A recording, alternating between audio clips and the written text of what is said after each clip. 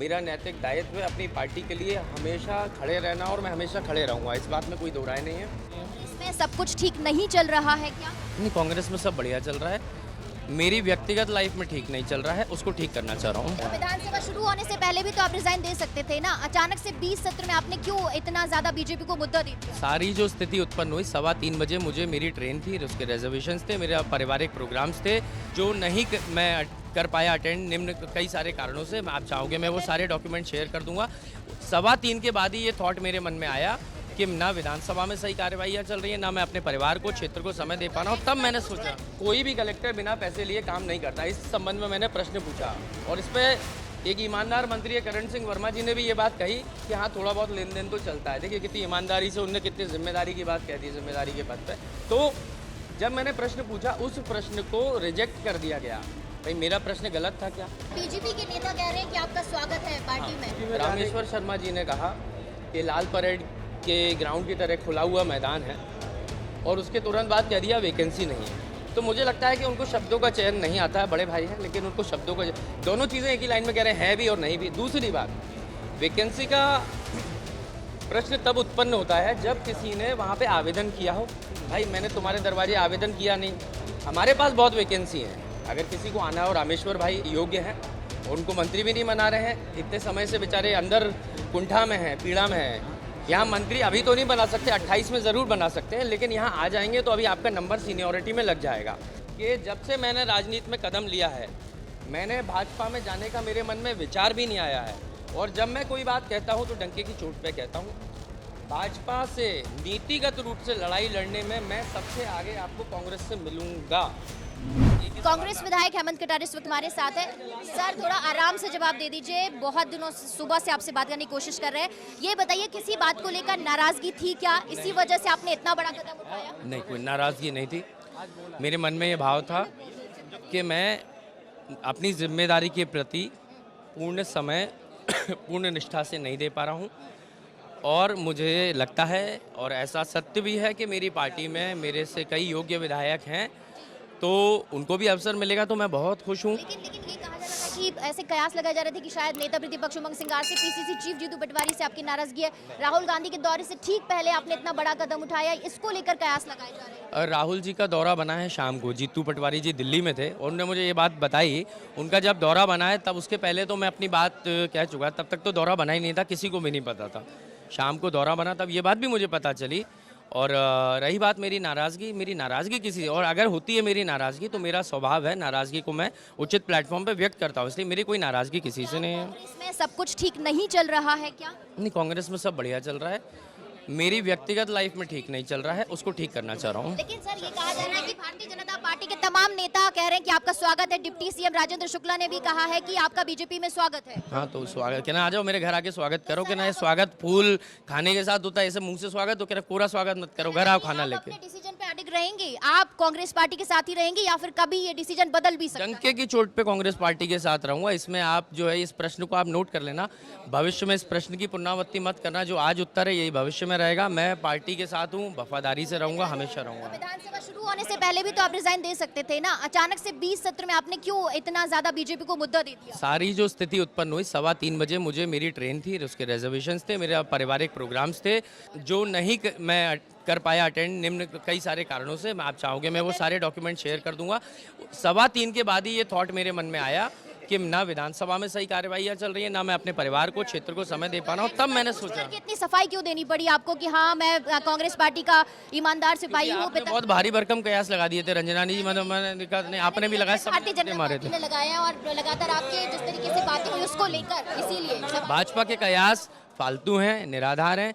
और भाजपा कयास लगाए तो जरूरी नहीं है ना कि आपकी ड्यूटी है उसको दिखाना। आप कयासों को मत दिखाओ, आप तथ्यों को दिखाइए। मैंने जो भी अपनी बात कहनी थी वो कही है, पार्टी के अंदर उचित प्लेटफॉर्म पे कही है।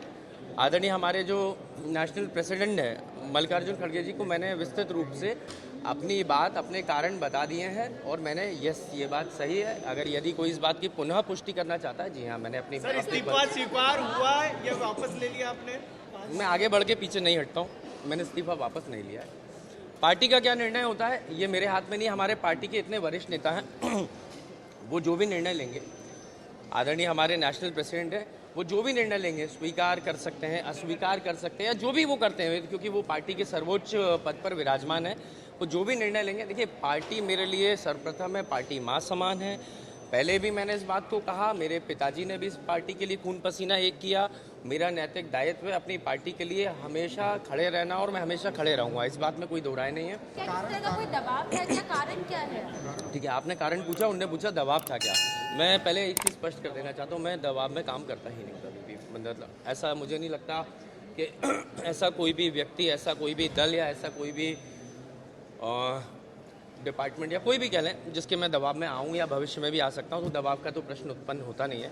सदन के अंदर जब मैं अपने परिवार का त्याग करके, मैं अपने क्षेत्र की जनता का समय त्याग कर करके मैं यहाँ सदन में समय देता हूँ, और सदन में आने के बाद क्या मिलता है, पूरी रात जागने की तैयारी के बाद यह मिलता है कि जो स्थगन प्रस्ताव जिस पर 35 लोगों की मौतें हुई और भविष्य में इन मौतों की पुनरावृत्ति ना हो, उस स्थगन प्रस्ताव को अस्वीकार कर दिया जाता है। तो क्या मैं इसके लिए रात जाग के तैयारी करता हूं सदन के अंदर उपनेता बनके कि भाई मैं यहाँ आऊँगा और यहाँ पर पहले बहस होगी कि स्वीकार करें कि नहीं करें, और सरकार के कहने से सदन चलेगा और अस्वीकार हो जाएगा। मैंने प्रश्न पूछा, 2 उदाहरण देता हूँ। मैंने प्रश्न पूछा कि जो बात मुख्यमंत्री जी ने चीफ सेक्रेटरी से कही, और बाद में चीफ सेक्रेटरी ने इस बात को कहा कि ये कोई भी कलेक्टर बिना पैसे लिए काम नहीं करता, इस संबंध में मैंने प्रश्न पूछा। और इस पर एक ईमानदार मंत्री करण सिंह वर्मा जी ने भी ये बात कही कि हाँ थोड़ा बहुत लेन देन तो चलता है। देखिए कितनी ईमानदारी से उनने कितनी जिम्मेदारी की बात कह दी, जिम्मेदारी के पद पे। तो जब मैंने प्रश्न पूछा, उस प्रश्न को रिजेक्ट कर दिया गया। भाई मेरा प्रश्न गलत था क्या? मैंने मुरैना में एक प्रश्न पूछा, वहाँ पे जो कैलारस शुगर मिल है उसको लेकर के, तो बोल के रिजेक्ट कर दिया कि इसमें शब्द ज़्यादा है। भाई अभी कोई दूसरी या तीसरी कक्षा में थोड़ी पढ़ रहा हूँ मैं, अगर 4 शब्द ज़्यादा लिख गए तो क्या मेरा संवैधानिक मूलभूत अधिकार प्रश्न पूछने का जनहित में क्या समाप्त कर दिया जाएगा 4 शब्द ज़्यादा लिखने से? नेता प्रतिपक्ष जो हैं वो नेता प्रतिपक्ष निश्चित ही हैं, इस सदन के नेता हैं, हमारे पार्टी के भी नेता हैं, लेकिन मैं उनको नेता प्रतिपक्ष रूप में ज़्यादा मैं उनको बड़े भाई के रूप में मानता हूँ, और मेरा उनसे आत्मीय लगाव था, है, रहेगा। यदि ये बात कोई कयास लगा रहा है कि मेरी उनसे नाराज़गी है, नहीं, भाइयों में कभी बात भी हो तो हम लोग बैठते हैं, रोज़ बात होती है हमारी, ऐसा निकल भी हुई, परसों भी हुई, रोज़ सदन में बाहर होती है।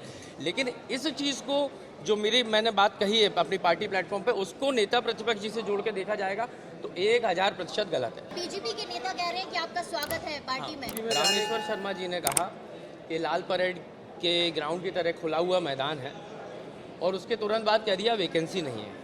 तो मेरे को लगता है रामेश्वर शर्मा जी पहले अपने अंदर पहले आभास करें कि उनकी लाइन क्या कह रहे हैं। वो कह रहे हैं कि है और नहीं है। तो मुझे लगता है कि उनको शब्दों का चयन नहीं आता है, बड़े भाई हैं, लेकिन उनको शब्दों का, दोनों चीज़ें एक ही लाइन में कह रहे हैं, है भी और नहीं भी। दूसरी बात, वैकेंसी का प्रश्न तब उत्पन्न होता है जब किसी ने वहाँ पे आवेदन किया हो, तो वैकेंसी है कि नहीं ये प्रश्न आता है। भाई मैंने तुम्हारे दरवाजे आवेदन किया नहीं, हमारे पास बहुत वैकेंसी है, अगर किसी को आना हो, रामेश्वर भाई योग्य हैं, उनको मंत्री भी नहीं बना रहे हैं, इतने समय से बेचारे अंदर कुंठा में हैं, पीड़ा में हैं। यहाँ मंत्री अभी तो नहीं बना सकते, 28 में ज़रूर बना सकते हैं, लेकिन यहाँ आ जाएंगे तो अभी आपका नंबर सीनियोरिटी में लग जाएगा। आपने एक्स पर पोस्ट करके सफाई की होती कि मैं कहीं नहीं जा रहा हूँ, मैं कांग्रेस पार्टी का सिपाही हूँ, मैं वहीं रहूंगा अपने पिताजी की तरह, भले ही कांग्रेस क्योंकि मैं होने के नाते बीजेपी के तमाम नेता, डिप्टी सीएम भी आपका स्वागत करने को तैयार है। क्योंकि मैं जो न्यूज़ सुन रहा था वो मुझे ऐसा लग रहा था कि कुछ गलत दिशा में जा रही है। हो सकता है कुछ जगह पे कहीं से प्लांट भी हुए हो, प्रश्न मैं नहीं कहता, लेकिन जो न्यूज़ में सुन रहा था वो इस बात की थी कि क्या हेमंत कटारे बीजेपी ज्वाइन करेंगे, क्या वो ऐसा करेंगे। भाई क्या हेमंत कटारे क्या करेंगे, हेमंत कटारे को बताने दो।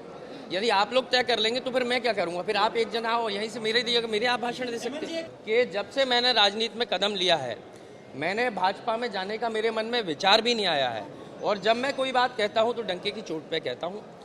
भाजपा से नीतिगत रूप से लड़ाई लड़ने में मैं सबसे आगे आपको कांग्रेस से मिलूंगा। ये संस्कार और ये दमदारी मेरे स्वर्गीय पिताजी ने मुझे दी है। तो मैं बताना ये चाह रहा हूँ कि ये जो भाव उत्पन्न हुआ जब मैं नहीं जा पाया जहाँ मुझे जाना था, उसके पश्चात ये उत्पन्न हुआ। 3:15 के पहले तक ऐसा कोई भाव नहीं था। उसके बाद मैंने सोचा कि मैं कहीं पर भी पूर्ण रूप से समय नहीं दे पा रहा, ना आपको, ना घर को, ना क्षेत्र को, ना सदन को। सदन के अंदर जो चीज़ें हैं वो उठ भी नहीं रही हैं।